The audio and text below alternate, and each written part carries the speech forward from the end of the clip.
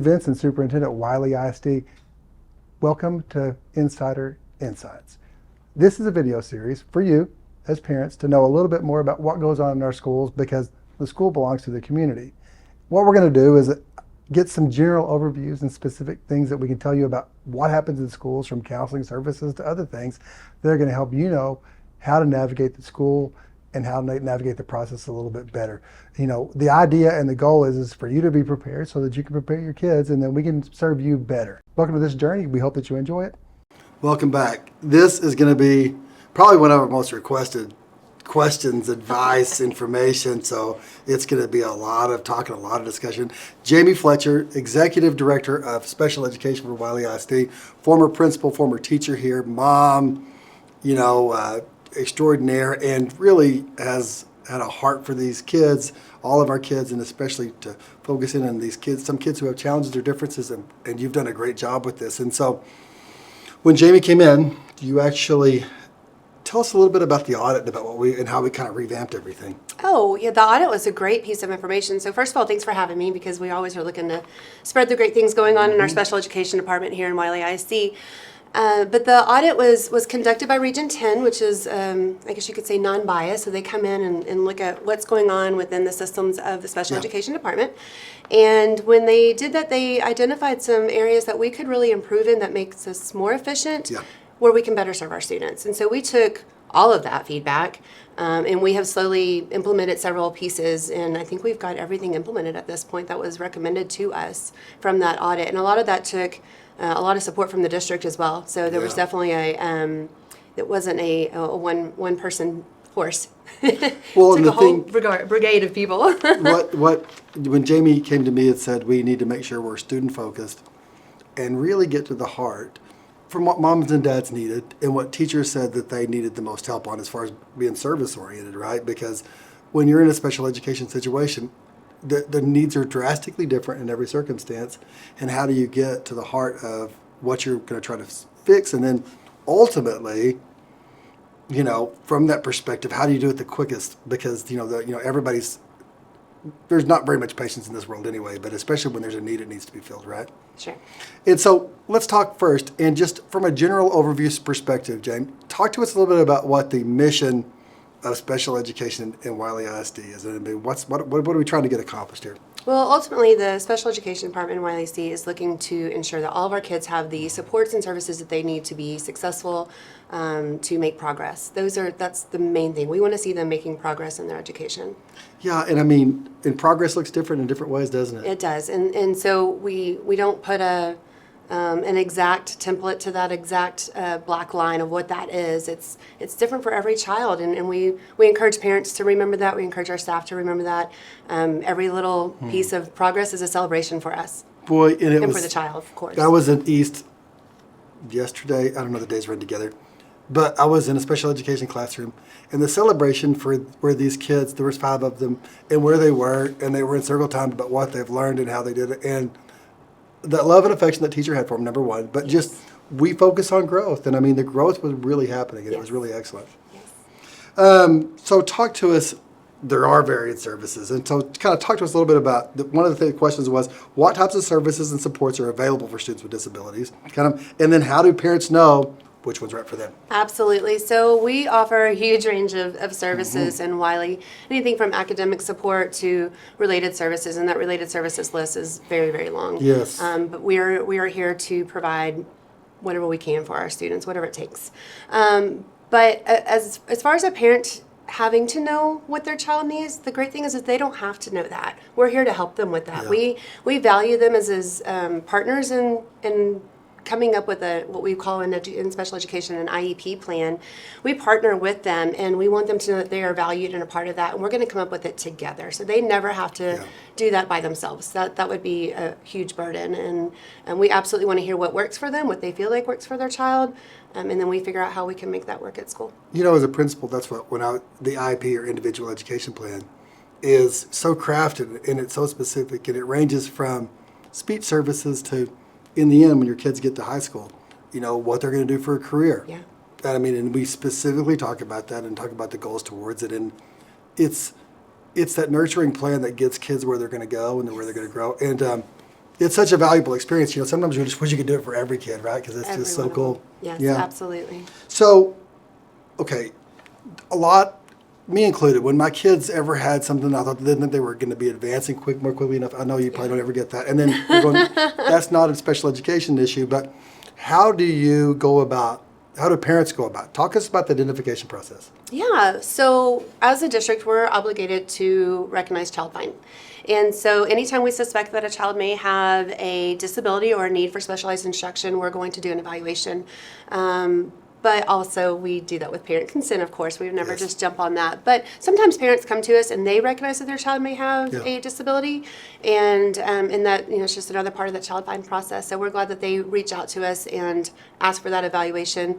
But sometimes it's a school that recognizes it. So whoever recognizes that a child may need extra support. So we take that and look at the data and say, yeah, you know what, you're right. We need to see what we can do to help this child more. And then we get with the parent, we get consent from them first, let them know about the process, and then we'll do an evaluation. Once the evaluation is complete, we'll come back together. We're all going to sit down together and meet and talk through that evaluation, what we found in the evaluation. Sometimes a child may not qualify for services, but the great thing about that evaluation at least tells us ways that that child learns, so maybe teachers can use that information as well. Yeah. So, but if we do determine the child needs services, we are going to work together to determine what services and supports are needed for that child to be making progress in school. Well, and the cool part about this is, guys, we are such great screeners in Wylie ISD, and special education is only one aspect of that. So, for example, in math and reading, we are day one starting to screen your student for their capacity and whatever that's going to be. And it's super valuable. I mean, I know that we get that, and sometimes it's limited English proficiency. Sometimes it's just going to be in a situation. Now, dyslexia is now considered a special education service. But sometimes it's just that they needed more cooking times as far as the ability to read. And so we have reading interventionists. No matter what the situation is, we're going to meet it. But when they do get special education services, it's a higher standard, federal law. And Child Find is one of those federal considerations that's very super organized so that we know what's happening. And so it's not just, hey, Wylie feels like doing this today. Absolutely. There's a And standard process. you brought up the interventionists, and I have to give kudos to them because through that MTSS process, we are able to identify and really make good decisions about whether a child needs to be evaluated or not Yes. because our intervention programs are so good here. So when we're looking at an academic concern for a learning disability, Yeah. we've already done some pretty good heavy lifting to identify, make really good Vital. decisions, which is great. You know, in Wylie, probably not very many other places, but when you're in a kindergarten, sometimes it's not educational, sometimes it's emotional, sometimes it's just a maturity thing. And so we actually have a Project Hope, and we get those kids in, and we work on social skills. Yes. So every child at the end of the day is going to be prepared in their seat to learn and do that effectively. And so, we have, if there's a need, we try to meet it here. And I mean, and our job isn't to avoid special education, but to accurately organize a person so they can be flourishing, right? Absolutely. So in that process, you mentioned parents being an active part of that. I talk to these parents all the time, and they're always super grateful or have questions about where they're going to be. If you're going to give parents tips, because I know that as a principal, I did the same thing, what would you encourage them to do as far as how they can be a part of the process in the IEP? Well, number one, open communication. And I would tell that to a special ed parent or a general education parent. Open communication is imperative all year long, not just when we get around to that meeting, that one time. And for those of you who don't know, in special education, we have an annual meeting. We are required to have an annual meeting, and we do have those annual meetings. But we don't want to wait to that annual meeting to be communicating. And we expect teachers to be doing the same thing. Yeah. We want to be a two-way street. So we want constant communication, but also we want parents to be there and to bring their questions, bring their concerns, bring their input. We want them to be a vital part of that committee.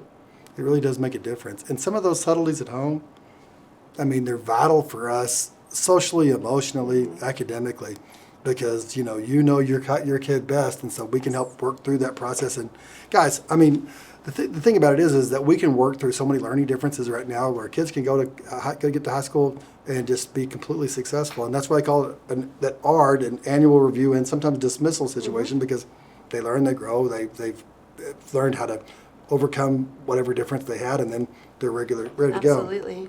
So one of the things that is really vital to us is to make sure that if a student needs some more comprehensive special education services, that they have access to the general education too. So when a kid is at school, they feel as normal as possible, and they get access to things that maybe that they're really even strong at. So talk to a little bit about how we work through that. Yeah, so the first thing we would do is look at the data to see, does the child need regular exposure to the general education curriculum, or do they need an alternative curriculum? Okay. If they need the general education curriculum, that's, it seems pretty easy, right? Yeah. We're in the classes. But for our students who need an alternative curriculum, we want to make sure they're still getting exposure to our general education peers. And that is really important. And we recognize that that's really important to parents as well. We know the value of it for the child, but parents want to know that their child's able to be around other kiddos as well. So that's really important to us. If it's important to parents, it's important to us, and it's important to the kid. So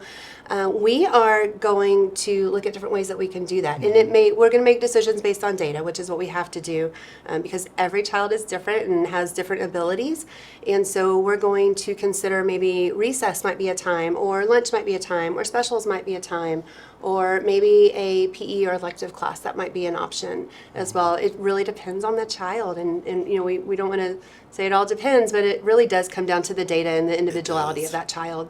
And we talk about, we call it a least restrictive environment. Yes. And so in that process, if you can have an opportunity where the kid it's the least restrictive we can put them in, because we want to prepare your kiddos for a prosperous life, and part of that is being able to navigate things socially. And I know in Wylie, part of that Wylie way is that social experience, because we know that school is that social and complete experience that helps them be an effective adult. You know what I'm saying? That's a really important thing. So, I think we've talked about this a little bit, but is there any other processes for parents in terms of the navigation process? Is there any tips, tricks, websites, all that kind of stuff, principles, those kind of things? Absolutely. So if a parent is seeking out some kind of resources, first of all, I would start with your case manager of your child's IEP, or teachers, or the campus. They're great resources. They have a lot of information. Past that, though, if you go to our Wylie ISD website and go to departments, under special education, you will find a website there that's going to have links for you, how to navigate. There's one link called How to Navigate Special Education. There's also another one, SPEDTX, SPEDTX, SPEDTX. It is a fantastic resource for our parents, and it is free to everyone. And we push that out at the beginning of the year to all of our parents. Region 10 has that information, but it's also on our website. And those are the things I would really push our parents towards for great resources. The agency, Texas Education Agency, gets a lot of grief on a lot of things, but they really have tried to provide really better do. resources, right? Yeah. And so one of those things is, and I just briefly mentioned it, but talk a little bit more about it. When they're getting their graduation plan together, I know as a high school principal, and even as a middle school principal, that's one of the things that we talked a lot about.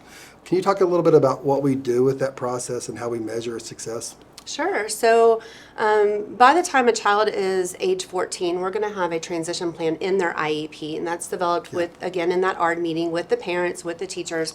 That transition plan is going to outline what goals that child needs to master or reach or work towards in order to be successful post-secondary. So that's the start of it. But you know what, Dr. Vincent, it's so much more than that. It's really building independence and responsibility with our kids throughout the school year. It's more than just the academics and what's outlined in an IEP, in my personal opinion. It's objective. And at least it's our philosophy here, right? Yeah, absolutely. And that's what our department really strives for, is building independence. And so variety of ways that we're going to attain that and get to that. But thinking about what's going to happen when that child graduates, when they walk across that stage, or when they're through with Wylie ISD, we want to know that they're going to be successful, and we want to make sure that we prepare them for that. And that is done not just through an IEP, but through everyday interactions of taking advantage of opportunities to teach independence and responsibility. One example, and there's a guy named Crazy Coach B.J. Smith. Oh my goodness, we Don't love him. talk to him. He's the best. Anyway, the thing is, when you see a bus pull up to Kroger, and he gets out, Here he comes. and he takes this so seriously, and those kids in his classrooms that need this social experience, he teaches them how to navigate life in that way. Absolutely. And I mean, Beach would tell you that he has a student of this need as well. And I mean, it's such a special heart. And, at the end of the year when he does these celebrations and stuff and these milestone moments, I mean, I always just think about he has this victory lap he takes with the kids on the gator.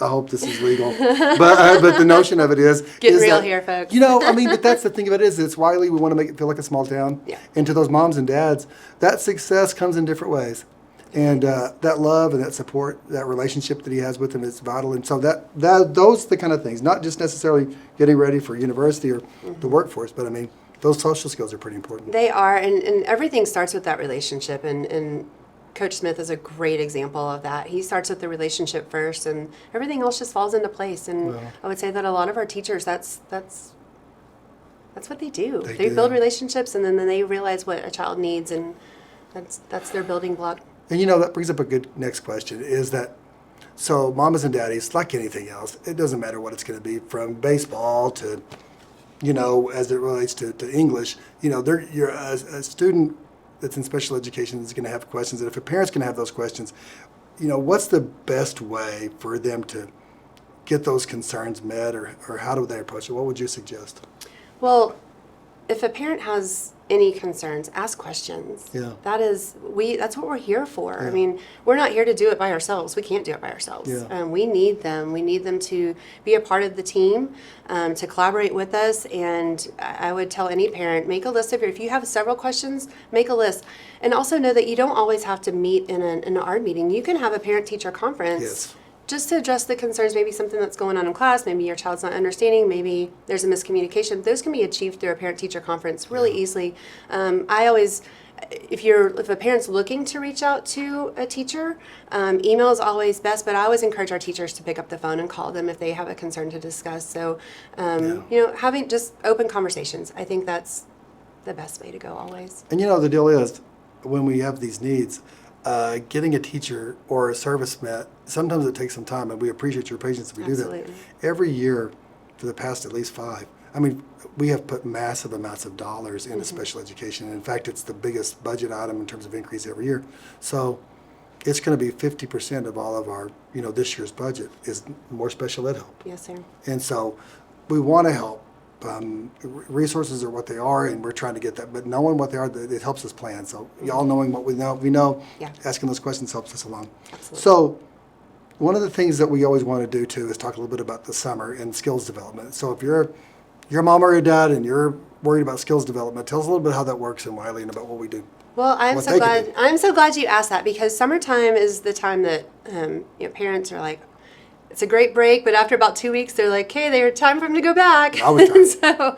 So, what I encourage parents to do, and again, whether you're a special education student or a general education student, it really doesn't matter. Take advantage of opportunities. Take advantage of being out in a community. How can you build a skill set for a child? A 9-year-old or a 19-year-old, it doesn't matter. They've got to learn how to talk to people in stores and restaurants, how to pay for things.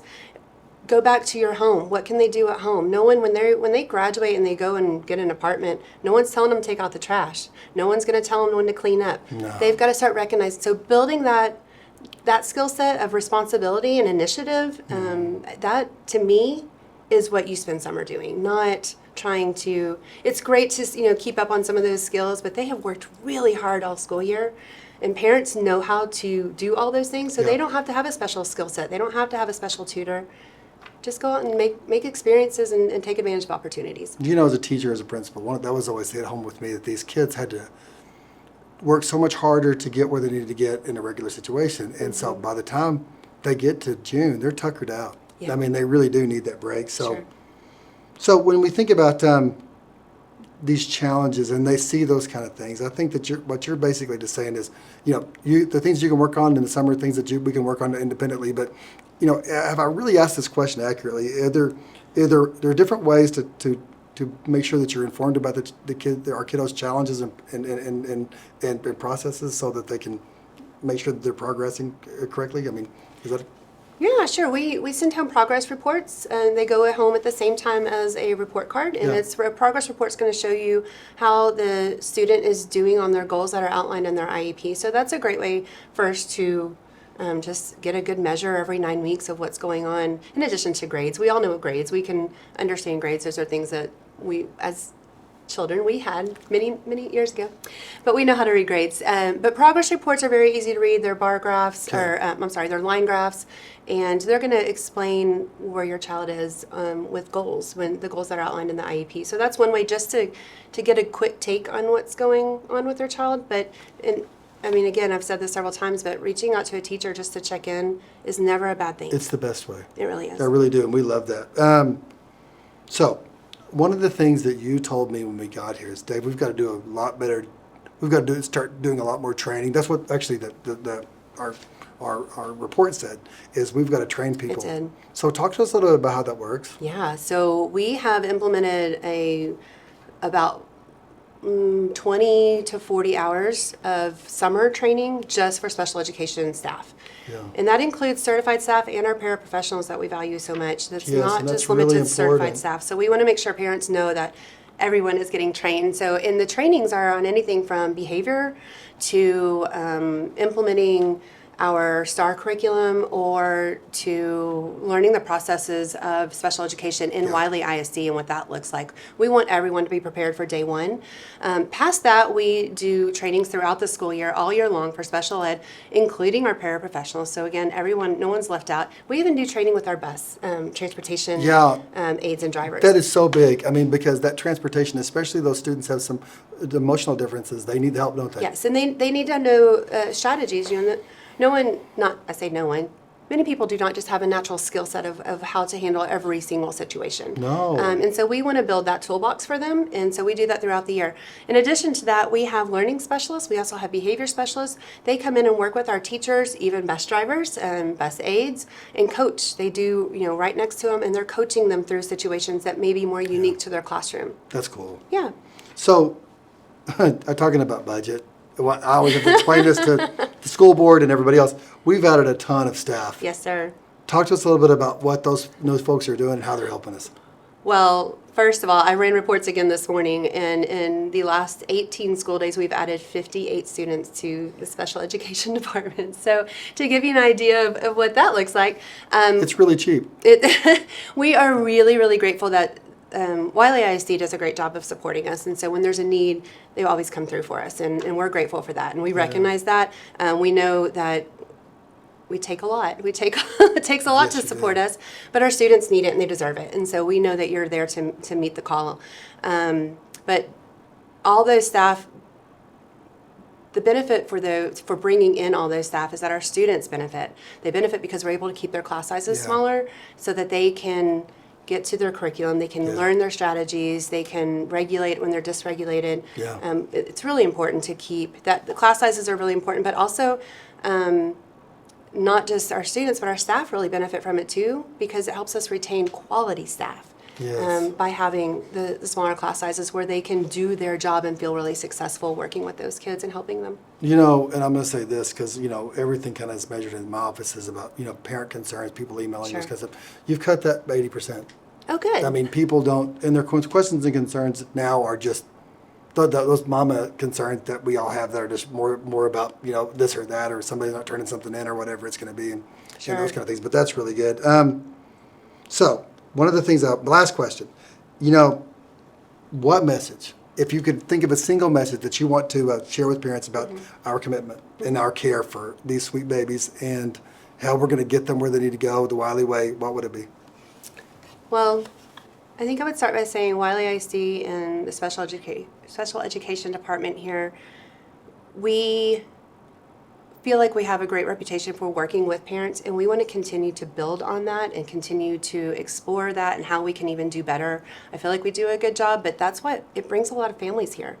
And I would tell those families that are coming here, that are already here, we love your children. Yeah. Every day, if you get to see into the life of a special education teacher or special education para, they don't stop at 3:30. They go home thinking about your children. They go home thinking about, how can I better help this child?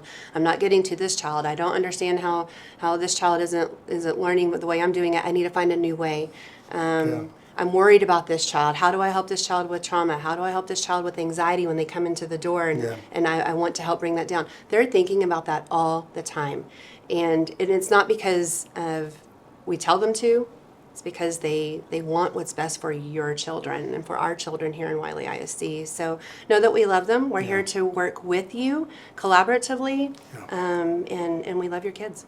So, ending it by saying this, when Jamie was a principal, you know, I'm not saying that you don't have a lot of opinions about how things are going, and that's one of the things we love about you, as you did. You're saying when we would come in, half of our conversations, maybe more than that, were about special education and how we're going to try to improve services.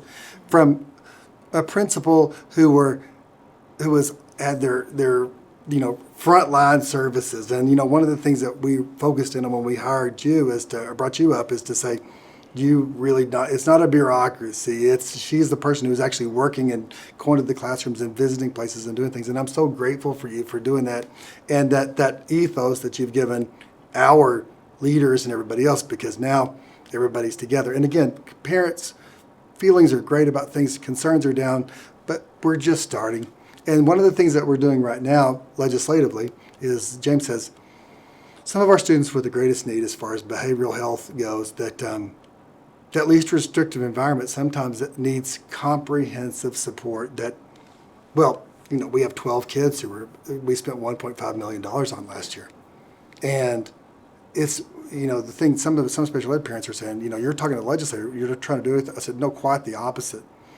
Jamie has actually quantified what those needs are, and they look to Wylie. The Texas Education Agency looks to Wylie now for those standards and stuff. And so we're trying to create a model here in Wylie that the Texas Education Agency is now looking at as a standard that we can all follow. And so when you hear anything legislatively, please know that Jamie's telling me to do stuff, and we're really following what she says, and we're trying to make it better. Bossing him around. Yeah. So at the end of the day, we know that, hey, but it's for best for kids, and we love. That's one thing we share is we love our kids, and that on behalf of everybody. Thanks for all what you do for our babies, and Thank you. it's the Wylie way. Thank you.